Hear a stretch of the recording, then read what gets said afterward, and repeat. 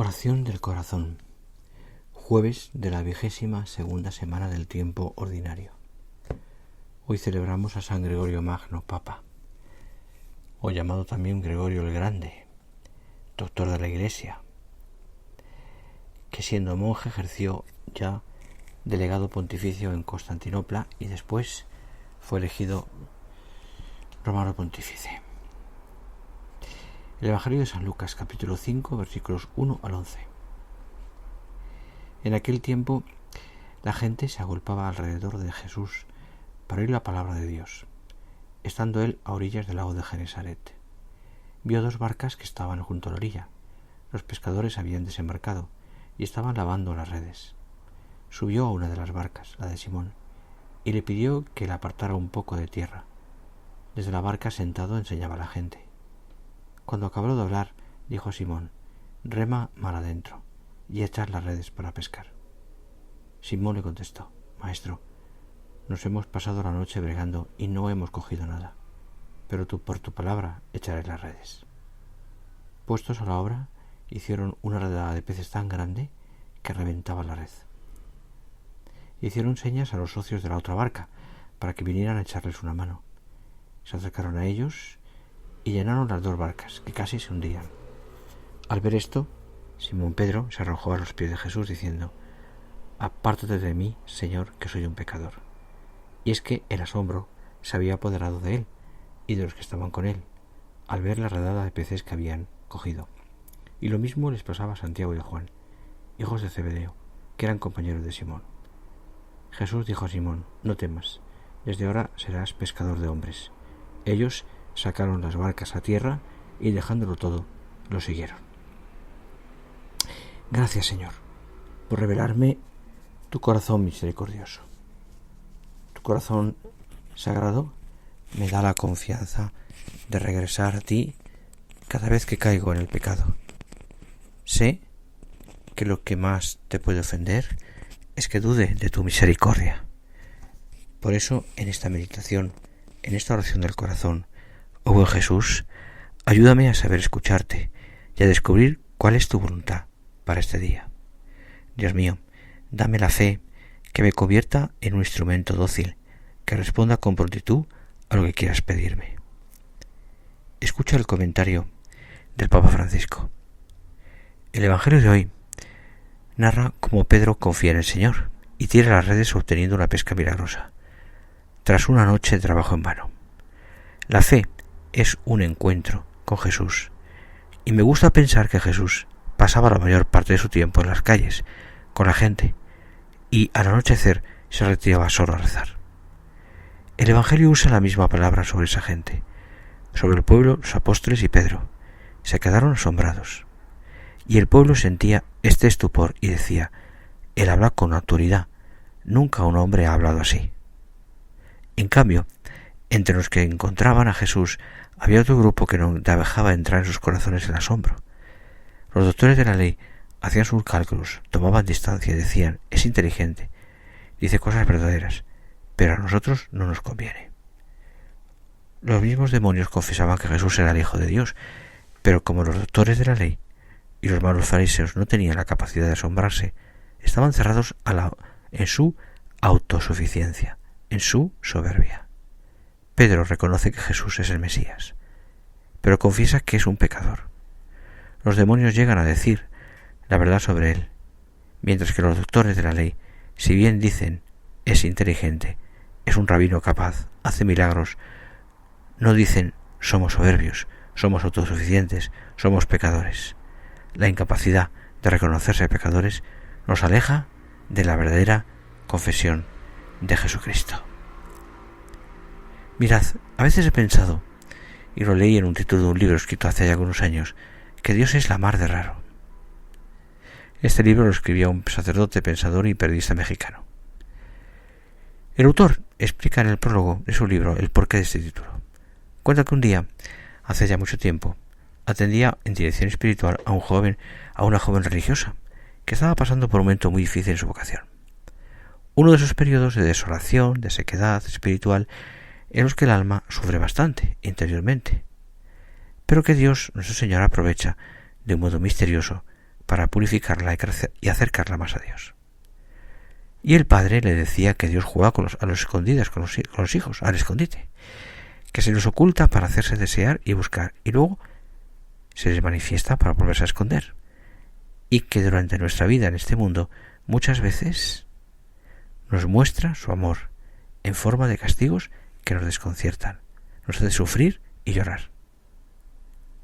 Así se lo explicaba este buen padre a la religiosa, y la religiosa, tras un momento de silencio, concluyó: pues la verdad, padre, Dios es la mar de raro. Efectivamente, la mar de raro, rarísimo, porque Dios es misterioso.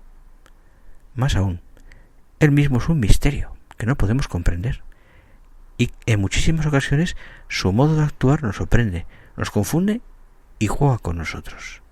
Parece ilógico y extraño. Ya el profeta Isaías nos decía que los pensamientos de Dios no son nuestros pensamientos, ni sus caminos son nuestros caminos. No entendemos, por ejemplo, por qué Dios permite el sufrimiento. Máxime cuando el sufrimiento es de una persona inocente. ¿Por qué el dolor de tanta gente pobre en tantos países de África, Asia, América Latina, y muchísimos de ellos a veces sin lo mínimo para subsistir? ¿Por qué tantas injusticias y abusos contra los pobres y débiles? Pensemos en las guerras, en las discriminaciones, en las persecuciones y segregaciones de pueblos enteros a causa del color, la religión, la raza, la cultura, la condición social. ¿Por qué tantos abusos de niños y mujeres, usados para la trata de blancas y un comercio brutalmente indigno y escandaloso? ¿Por qué tantos niños tronchados en el vientre de su propia madre antes de ver la luz del sol? Tal vez también nosotros tengamos experiencias de sufrimiento en nuestra vida. Es tremendamente doloroso. ¿Por qué Dios permite la enfermedad o la muerte de un ser querido, sobre todo cuando aún es necesario su presencia en este mundo? Porque el Señor permite a veces que sintamos el dolor terrible de la depresión, la soledad, la tristeza, el abandono. ¿Por qué ciertos problemas sin resolver después de tantos años de haber luchado en vano por superarlos? ¿Por qué fracasan a veces los matrimonios con tanto sufrimiento para la esposa, el esposo, los hijos, los familiares? ¿Y por qué no se puede rehacer la propia vida con otro hombre o otra mujer después de haber fallado el primer matrimonio religioso? Estos y muchos otros interrogantes tocan a la puerta de nuestra alma sin encontrar suficientes respuestas. El Evangelio de este día no nos habla sobre el dolor, pero sí nos puede ofrecer alguna luz para tratar de comprender todo esto y aceptarlo. San Lucas nos presenta hoy la escena de la pesca milagrosa. Nuestro Señor se halla en el lago y después de predicar le dice a Simón Pedro que reme mar adentro y que eche las redes para pescar. Simón era un experto pescador, era su oficio, y conocía perfectamente los lugares y las horas más oportunas para ello.